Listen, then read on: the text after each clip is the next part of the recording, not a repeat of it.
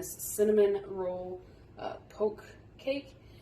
To start out, I had to just prepare this cake mix right as the ingredients and everything that says on the box. So I went ahead and baked that and got it ready for us. Then what we're going to do is we're going to take our wooden spoon or just whatever you have that was going to give you a decent sized hole to just poke some holes in this cake.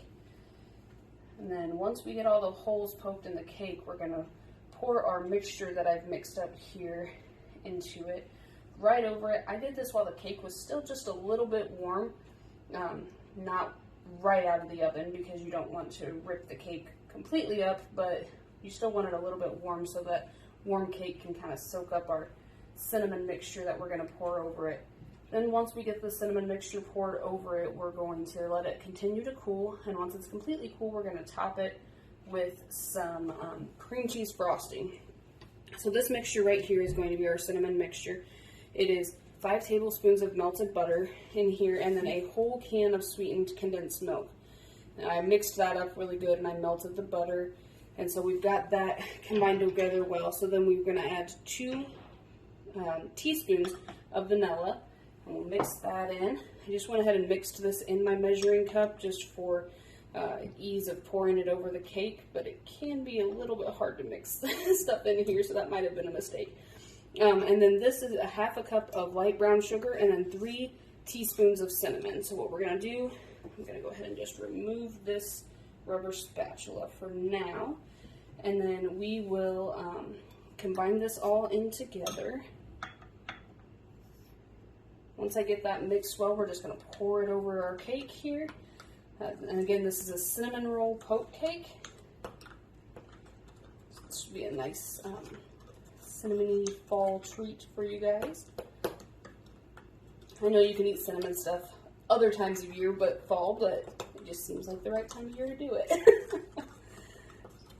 So once I've got that all combined good, then we are going to just, again, like I said, pour it over this cake, and it should be ready to set until we're done completely with it cooling and with the cream cheese frosting to top this off.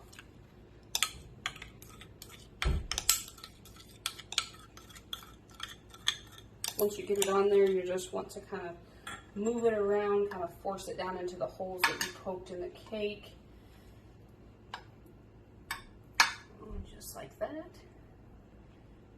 And I think that it is ready to sit now while we make our cream cheese frosting. Okay, so the next step to our cinnamon roll poke cake is to make the cream cheese frosting. This is 1 8-ounce block of cream cheese and 3 tablespoons of butter here. This is unsalted stick butter.